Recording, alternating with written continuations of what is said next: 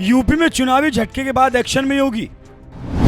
चुनाव खत्म होते योगी ने बुला ली बैठक, अफसरों की लगाई क्लास, दिए सख्त निर्देश।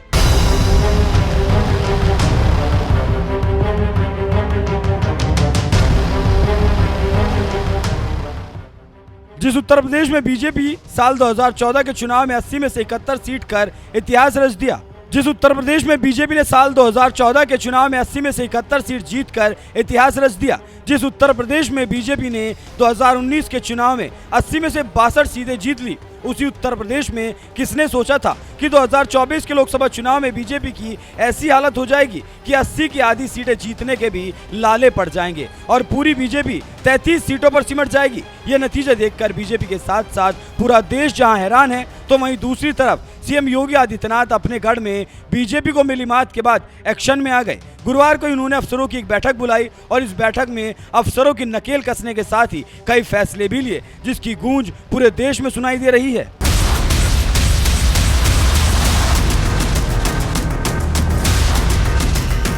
दरअसल यूपी में बीजेपी को मिली करारी हार के पीछे सबसे बड़ी वजह नौकरी और पेपर लीक का मुद्दा रहा, जिसकी वजह से बड़ी संख्या में युवाओं ने बीजेपी के खिलाफ वोट किया और पूरी पार्टी को 33 सीटों तक समेट दिया। चुनावी नतीजों के बाद युवाओं का ये गुस्सा सीएम योगी को भी लगता है अच्छी तरह से समझ आ गया। इसीलिए जब गुरुवार को सीएम योगी ने बैठक बुलाई तो खाली पदों और भर्तियों को लेकर अधिकारियों पर नकेल कसने में कोई कसर नहीं छोड़ी।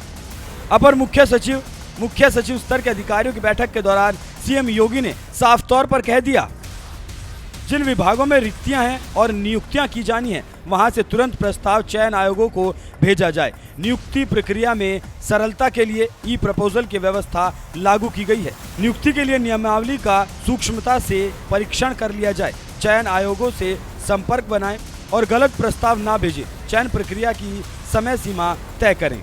सीएम योगी के निर्देश बता रहे हैं कि उन्होंने खाली पदों को भरने के लिए अधिकारियों को जहां सख्त निर्देश दिए, तो वहीं तय समय पर भर्तियां पूरी करने का भी अल्टीमेटम दे दिया। इसी बात से आप समझ सकते हैं कि सीएम योगी नौकरियों के मामले में अब किसी भी तरह की कोताही नहीं बरतना चाहते। नौकरियों के मामले में अहम निर्देश देने के बाद सीएम योगी ने विकास से जुड़ी योजनाओं पर भी बैठक में चर्चा की। लाभार्थी परख योजनाओं को सीएम डैशबोर्ड से जोड़ा जाए, इसमें निगरानी में आसानी होगी। सरकार की योजनाओं के लिए पात्र हर एक व्यक्ति परिवार को योजनाओं के लाभ जरूर मिले। सहारनपुर और फतेहपुर में निर्माणाधीन स्पोर्ट्स कॉलेज में आगामी सत्र से प्रवेश होना, इसे देखते हुए निर्माण समय से पूरा कर लिया जाए। मेरठ में निर्माणाधीन खेल विश्वविद्यालय के कार्यों में तेजी लाई जाए। गढ़मुक्तेश्वर में ब्रज घाट और आसपास के क्षेत्र में कार्तिक पूर्णिमा पर गंगा घाट पर बड़ा ऐतिहासिक मेला लगता है। ब्रज घाट के सुंदरीकरण के लिए विस्तृत कार्य योजना तैयार करें। बुंदेलखंड और विंध्य क्षेत्र में शुद्ध पेयजल का सपना साकार हो, दोनों ही क्षेत्र शीर्ष प्राथमिकता में हैं। जल्द ही यहां हर घर नल से जल की सुविधा होगी। पशुओं के लिए हरा चारा और पानी की भी व्यवस्था करें। अब तक 80 लाख से अधिक घरौनी तैयार की जा चुकी हैं। जहां सर्वेक्षण कार्य बाकी हैं, उसे भी जल्द से जल्द पूरा कर लिया जाए। बेसिक शिक्षा अधिकारी SDI द्वारा अपने क्षेत्र में कस्तूरबा बालिका विद्यालयों का साप्ताहिक निरीक्षण भी किया जाए। परिषदीय विद्यालयों में हर प्रधानाध्यापक और शिक्षक ये सुनिश्चित कराएंगे कि हर छात्र छात्रा निर्धारित गणवेश में ही विद्यालय आए।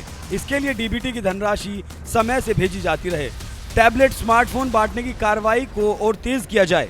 मनरेगा श्रमिकों के पारिश्रमिक भुगतान में कोई देरी नहीं होनी चाहिए। भारत सरकार से संवाद बनाए रखें। पूरे राज्य में गैर जरूरी बिजली कटौती ना की जाए। ट्रांसफार्मर जलने, तार गिरने, ट्रिपिंग जैसी समस्या का बिना देरी निस्तारण किया जाए। विश्वविद्यालय, महाविद्यालय, इंजीनियरिंग कॉलेज, पॉलिटेक्निक, ITI जैसे सभी शैक्षिक संस्थानों के शैक्षिक कैलेंडर ऐसे तैयार किए जाएं कि 10 मई तक सभी जरूरी परीक्षाएं हो जाएं। भीषण गर्मी के मौसम में परीक्षाओं से परहेज किया जाए। आचार संहिता हटते बुलाई गई बैठक में सीएम योगी ने अधिकारियों के जहां पेंच कसे, तो वहीं जनता जनार्दन की समस्याएं सुनने में भी कोई देरी नहीं की। राजधानी लखनऊ में सीएम योगी ने 6 जून को जनता दर्शन के दौरान लोगों की समस्याएं सुनने के साथ ही अधिकारियों को भी साफ निर्देश दे दिया।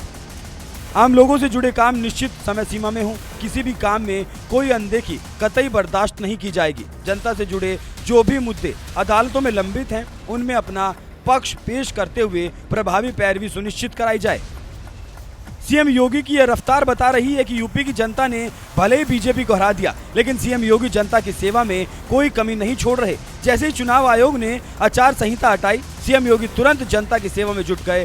तो वहीं अधिकारियों को भी जनता जनार्दन से जुड़ी शिकायतों का जल्द से जल्द समाधान करने के निर्देश दिए। बहरहाल सीएम योगी के इस एक्शन पर आपका क्या कहना है? अपनी राय हमें कमेंट कर जरूर बताएं। साथ ही एनडीए की बैठक में पीएम मोदी ने क्या कुछ कहा, आइए आपको सुनाते हैं। हम लोग जब 4 जून के नतीजे चल रहे थे, मैं तो अपने काम में कुछ व्यस्त था, बाद में फोन आना शुरू हो गए। तो मैंने किसी को पूछा, यार ये तो ठीक है आंकड़े वांकड़े, तो मुझे ये बताओ कि ईवीएम जिंदा है कि मर गया?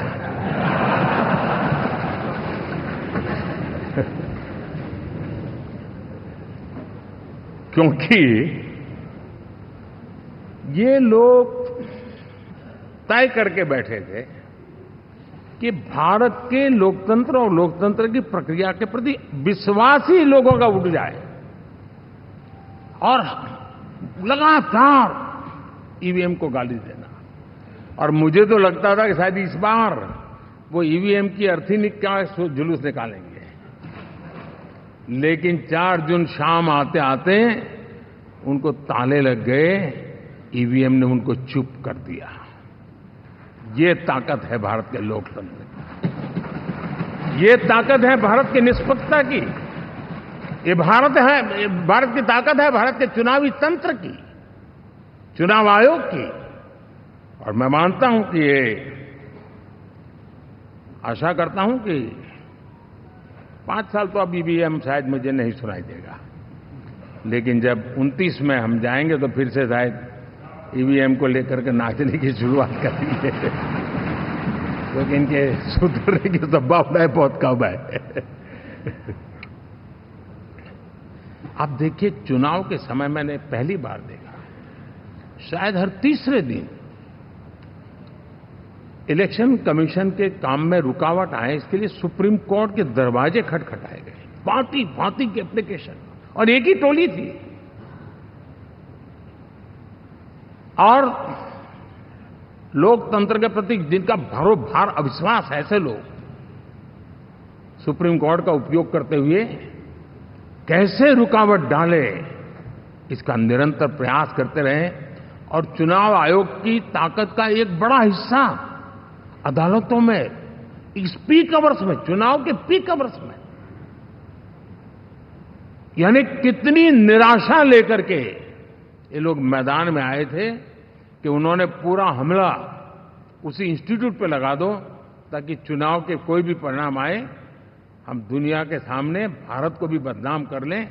ये षड्यंत्र का हिस्सा था दोस्तों, और कभी भी देश उनको माफ नहीं करेगा। साथियों, इंडी गठबंधन वाले जब ईवीएम का विरोध करते हैं तो मैं सिर्फ एक चुनाव के रूप में नहीं देख रहा। मैं मानता हूं ये लोग मन से पिछली शताब्दी के सोच वाले लोग हैं। वे टेक्नोलॉजी को हम महत्व न समझते हैं, न टेक्नोलॉजी स्वीकार करने को तैयार है।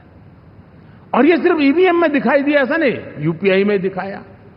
जब हमने कहा कि हिंदुस्तान के लोग डिजिटल ट्रांजैक्शन करेंगे, फिनटेक की दुनिया में आज हिंदुस्तान का नाम हो गया, मानने को तैयार नहीं। आधार आज देश की एक पहचान बना है। मैं तो देख रहा हूं कि मुझे कई देश कहते हैं कि हमें आधार की पद्धति से आगे बढ़ना है, आप कैसे मदद कर सकते हैं। उस आधार को रोकने के लिए सुप्रीम कोर्ट में बार बार जाकर के परेशानियां पैदा की।